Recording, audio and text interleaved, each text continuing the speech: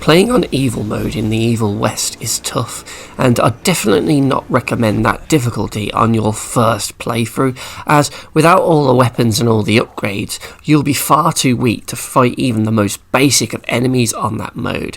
So, even though that difficulty is available from the get-go, the Weird West Superhero Trophy for beating Evil West on Evil mode will be best unlocked with 2 playthroughs.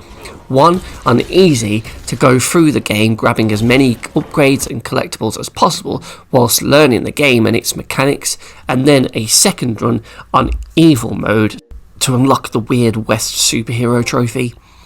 What makes this mode evil is the fact that you can go down in like 2 to 3 hits and your damage to enemies is drastically increased. I mean, just look at this boss here. I am absolutely wailing on this guy, but if you look at the health bar, it's barely a scratch of damage. Fuck. Upgrades are key to survival then, with all the health related ones coming in handy, as well as upgraded moves like the pull, the slam and the cannonball being must-haves. The crossbow is also a great weapon, and that should get fully upgraded with all the money you can collect to make it even better. And then you want to make sure you upgrade the supercharged moves to allow you to use those for longer and do more damage, and you also want to make sure you get the perks that give you a second chance at life, and ones that allow you to use the energy tanks to heal instead. But even with all that preparation, I went into evil mode thinking I'd be in for a pretty tough time. I was having nightmares that it was going to be another Kena Bridge of Spirits, as I'd already beaten the game and I saw how hectic the God of War style combat could get. Yet when I started playing, I quickly found some great strats to deal with most normal enemies throughout the levels with ease. The whip pull move is just so overpowered, as is the slam move, and with these two also electrocuting the enemy, you can pretty much just stun lock the enemies and repeat the moves until they are dead. Add in the upgrade to pull and shock multiple enemies, the normal grunt enemies just aren't a problem anymore. You can easily just use this same tactic on all of the enemies like this that you encounter throughout the game's many levels. Even some of the bigger looking ones, they can still be pulled in and maybe even slammed, making them easy too. Another enemy that's just completely broken is the little flying bats, as they are just pretty much redundant in this difficulty, because all you need to do is pull them in with your whip thing and you'll just instantly kill them, and then that'll give you health. So whenever you see them, it's a great thing because that's just free red health, so that's great. Some of the bigger enemies can also be dealt with those combos, like I said. So really, large chunks of this game on evil difficulty didn't really pose much of a problem because I was just using those same combat strats over and over again. And, you know, if I did get stuck on something, maybe a longer encounter with a few more big enemies to cause me trouble, if I didn't beat them on the first try, it would only ever really take me 2 or 3 attempts to beat it and move on to the next bit of the game. I think in the first few levels, when it's actually in like the Wild West sort of towns, the worst enemies were the ones with the pistols, because if they managed to get a shot off on you, it would just take off so much of your health that you'd be pretty much near death. So those needed to be taken out first. Likewise, those enemies that sort of drop those like glowing slug things that charge towards you, they need to be taken out, because if too many of those slug things hit you and explode, you can easily be killed while you're fighting other enemies.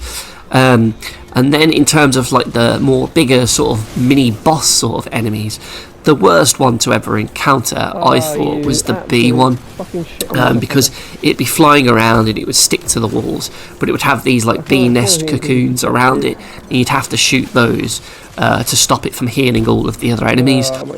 It's just a really frustrating enemy to fight when you have to deal with a load of other enemies in the area too. That will just lead to frustration. Bullshit, man. How was I supposed to hit you there? You're just constantly firing mosquitoes at me, you fucking cheating bastard. Ah, this is bullshit. The same could be said for the spider enemies that shoot those webs which slow you down. Fucking annoying. Bullshit. Now I can't even move, man.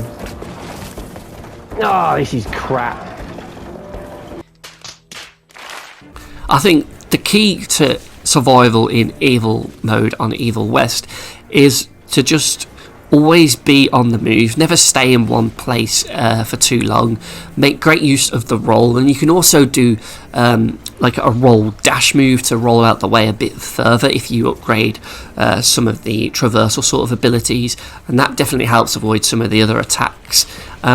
And you also want to just make lots of space for yourself and then pull some enemies in towards you using those whip moves to then stun lock them and take them out, then roll away to safety and then repeat that same process over and over again. That way you'll negate any risk of getting hit and be able to get through all of those normal encounters with ease. Also, make use of your arsenal. Use the square button to do a shotgun blast at point blank range to an enemy. Make sure you use the Gatling gun, especially when it's upgraded, as well as the flamethrower. Remember that they're going to charge up after you run out of ammo, so just switch to the other one and use them for a bit. They're great weapons that aren't always used by a lot of players, but they'll definitely help you out in this mode. Same with the dynamite. My god, that can be really good, especially when you have the tornado effect on it as well. Wow, perfect. In terms of the bosses, well, I was never really stuck on any of the bosses throughout the game for too long, as I already knew how to beat them and I knew how the fights worked. And with this difficulty, they don't seem to do any new attacks, to be honest. It's all the same stuff that you've already seen. They just do more damage with those attacks. The Birch I killed first time, and he was, according to some of the guides, supposed to be one of the harder fights on Evil mode. I also killed the Worm straight away, and I'm pretty sure I got William on my first go-to, maybe second at most.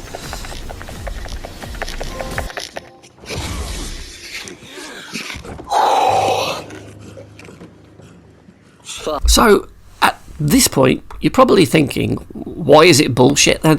Well, to be honest, the bullshit only really hits you in the face on the last level, as it starts out with these two really long fights back to back with no checkpoint in between. The first wave was fine, it just takes a long time to kill everyone.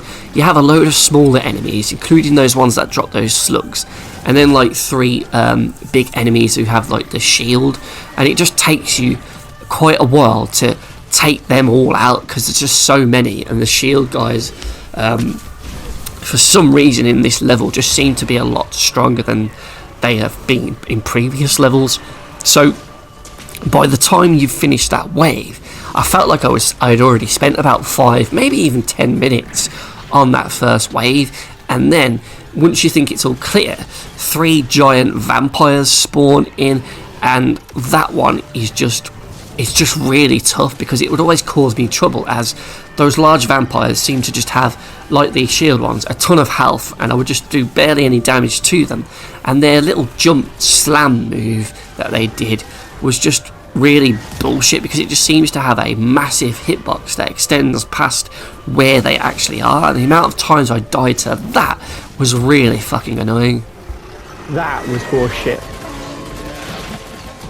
The fight would be much more manageable if you had a checkpoint in between the first and second waves, but for some reason they just don't do that here, and I don't really know why, because it does just feel wrong, because every other encounter in the game that I can think of had one back to back, would have a checkpoint there, and even the bosses, the early bosses have checkpoints in them, so the fact that this didn't right at the end just came out of the blue and felt like a smack in the face.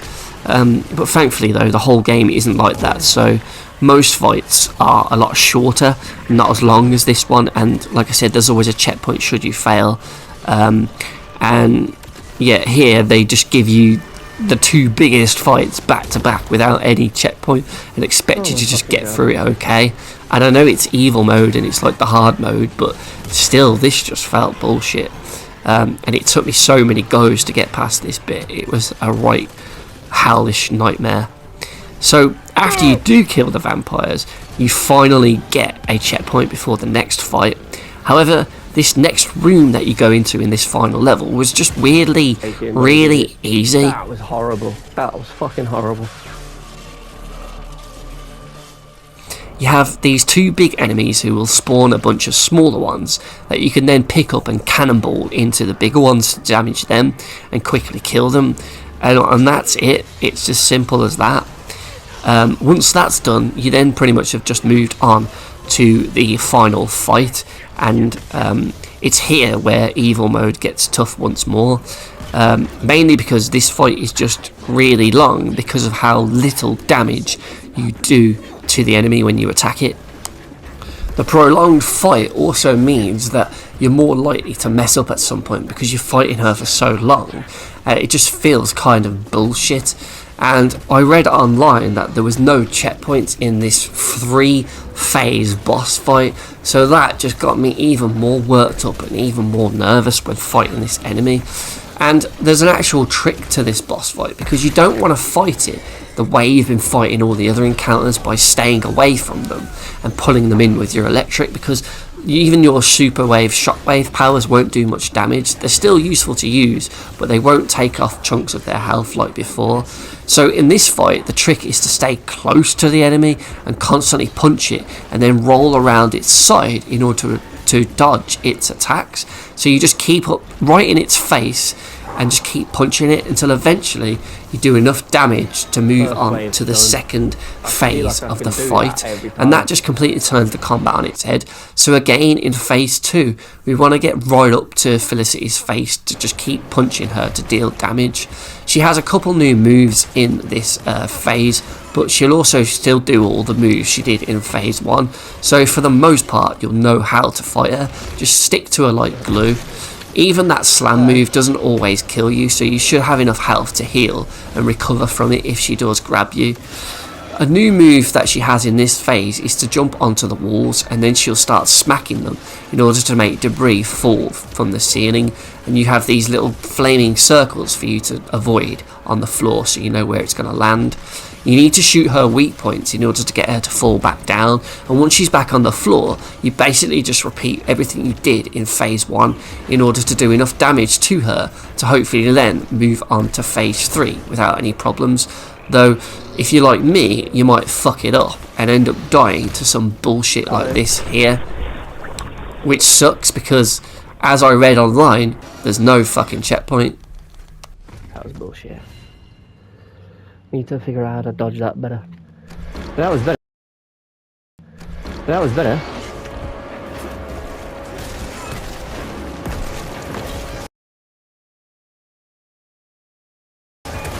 Oh my god, it gave me a checkpoint!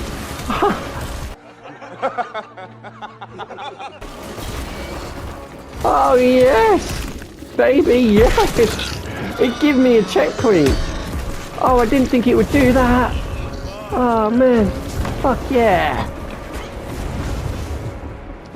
Now that's just bullshit, because where was the fucking checkpoint on those first 2 waves of enemies you fight at the start of the fucking level? It gives me one on the final boss, but not there. Fuck.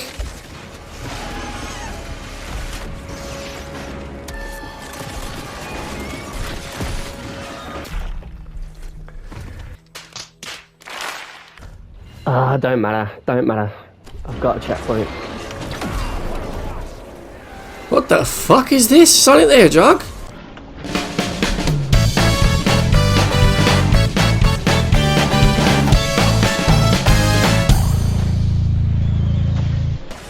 After unloading everything I had at Felicity, I eventually did enough damage to move to the 3rd and final phase of this boss fight, and eventually I would go on to die during this phase and discover that there was another checkpoint during this boss fight.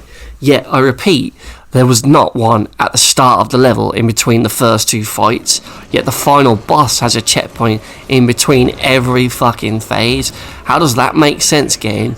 So, in this one, she does all the moves she's done in waves 1 and 2, but there's an extra special, more bullshit move that she does in this one that can just kill you outright, if you can survive all of her other attacks, that is. To even see the damn thing. So at a certain point after you've hit her, she'll sort of scream, I think, and then she sort of bends down, and at this point she's charging up her death ray beam, and you have to basically run to some of the debris that's fallen in the area, and hopefully you're not miles away like I was. So these bits of debris fall down when she does her other attack, and some of them can actually get destroyed when she's throwing these things at you, so you always need to be aware of where the debris is before she does this move. Then you've just got to hide behind it and hope that it doesn't fuck up and kill you, and then you just run towards her and trigger your QTE when she's glowing gold. And you might have to do this twice. I think I did when I played it, because the first one just didn't kill her for some reason, so I have to do it again. And then eventually, that is it. After all that blood, sweat, a few tears and lots of swearing, I'd finally beaten Evil West on Evil difficulty, and will hopefully unlock the Weird West Superhero Gold Trophy for my efforts. Man, this turned into some proper bullshit at the end there. A lot of it was fairly easy, with an easy tactic to just really abuse the stun lock on a lot of enemies. Sure, there was some annoying flying enemies and a few tricky fights, but overall it wasn't too bad, except for that final level. That final level can fuck right off. So, for those reasons I've mentioned in this episode, the Weird West Superhero Trophy in Evil West gets a bullshit trophy rating of. Alright, here we go. Let's go! Shit! Whoa! Alright, hold on. I'll see if there's an... Oh, shit!